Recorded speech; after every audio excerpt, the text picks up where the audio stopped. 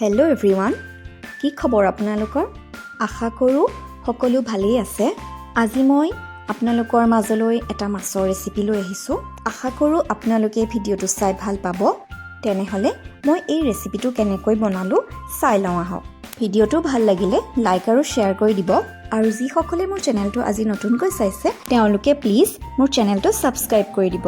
এই ৰেচিপিটো বনাবৰ বাবে মই 80টা ৰঙালাও এইদৰে টুকুৰাকৈ কাটি লৈছোঁ। এডাল দহি কচু এইদৰে কাটি লৈছোঁ। 3টা মিডিয়াম চাইজৰ আলু এইদৰে কাটি লৈছোঁ। 2টা লৈছোঁ কেঁচা জলকীয়া।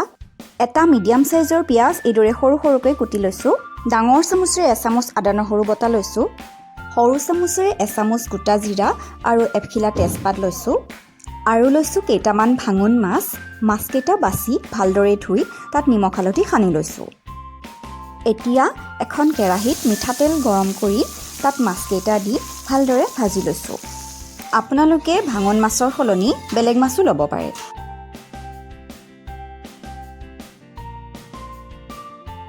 এয়া মোৰ মাছখিনি ভজা হৈ গৈছে। এতিয়া আন এখন কেৰাহী গৰম কৰি তাত ডাঙৰ চামুচেৰে 4 চামুচমান জোখৰ মিঠাতেল দিছোঁ। তেলখিনি গৰম হোৱাত তাত তেজপাত কেইখিলা আৰু গোটা জিৰাখিনি দি দিছোঁ। জিৰাখিনি ফুটাৰ পাছত তাত কুটি ৰখা পিঁয়াজখিনি দি দিছোঁ। এইখিনি সময়ত মই গেছৰ ফ্লেমটো ল'ত ৰাখিছোঁ। পিঁয়াজখিনি 1 মিনিটমান সময়ৰ কাৰণে ভাজি লৈ তাত আদা নহৰু বটাখিনি দি দিছোঁ। আদা নহৰুখিনিও অকণমান ভাজি লৈছোঁ। আদা নহৰুৰ কেঁচা কেঁচা ভাৱটো যোৱাৰ পাছত তাত ৰঙালাওখিনি দি দিছোঁ। একেলগেই মই ইয়াত দহি কচুৰ টুকুৰাখিনিও দি দিছোঁ। আপোনালোকে যদি দহি কচু দিব নিবিচাৰে তেনেহ'লে নিদিয়াকৈও বনাব পাৰিব। কাটি ৰখা আলুখিনিও মই এতিয়া ইয়াতে দি দিছোঁ। গোটেই পাচলিখিনি 1 মিনিটমান সময়ৰ কাৰণে ভাজি ল'ম। আপোনালোকে ৰঙালাওৰ লগত ইয়াত জিকা, ভোল বা ভাতকেৰেলাও দিব পাৰে। এতিয়া ইয়াত দিছোঁ ডাঙৰ চামুচেৰে এচামুচ নিমখ আৰু সৰু চামুচেৰে এচামুচ হালধি।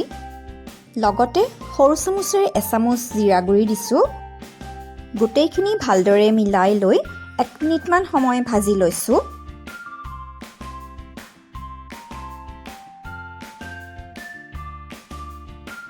আৰু ঢাকোন মাৰি কিছু সময়ৰ বাবে সিজিবলৈ দিছোঁ। প্ৰায় 10 মিনিটমানৰ পাছত ঢাকন উদঙাই অকণমান লৰাই দিছোঁ।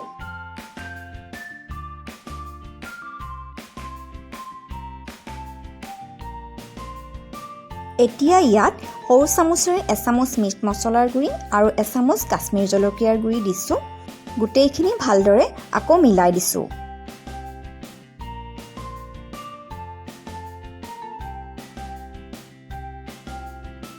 পুনৰ কিছু সময়ৰ বাবে এইখিনি ঢাকন মাৰি সিজিব দিছোঁ। 5 মিনিটমানৰ পাছত ঢাকন খুলি চাইছোঁ।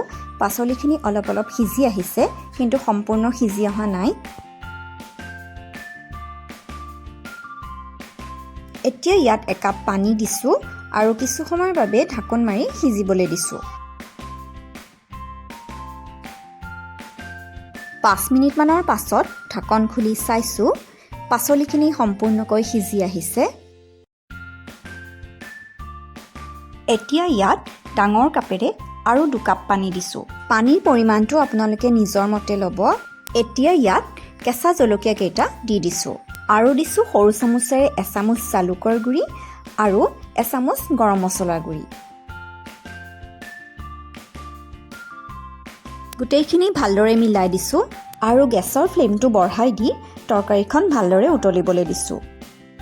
তৰকাৰীখন ভালদৰে উতল অহাত তাত ভাজি ৰখা মাছকেইটা দি দিছোঁ।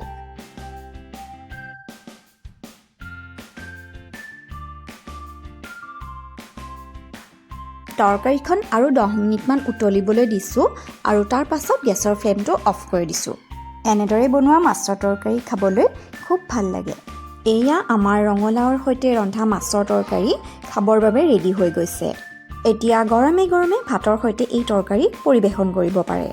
আজিৰ এই ৰেচিপিটো আপোনালোকৰ কেনেকুৱা লাগিল মোক কমেণ্টৰ জৰিয়তে জনাব বুলি আশা ৰাখিলোঁ। তেনেহ'লে পুনৰ আন এটি নতুন ৰেচিপিৰ সৈতে লগ পোৱাৰ প্ৰতিশ্ৰুতিৰে আজিলৈ আহোঁ। ধন্যবাদ।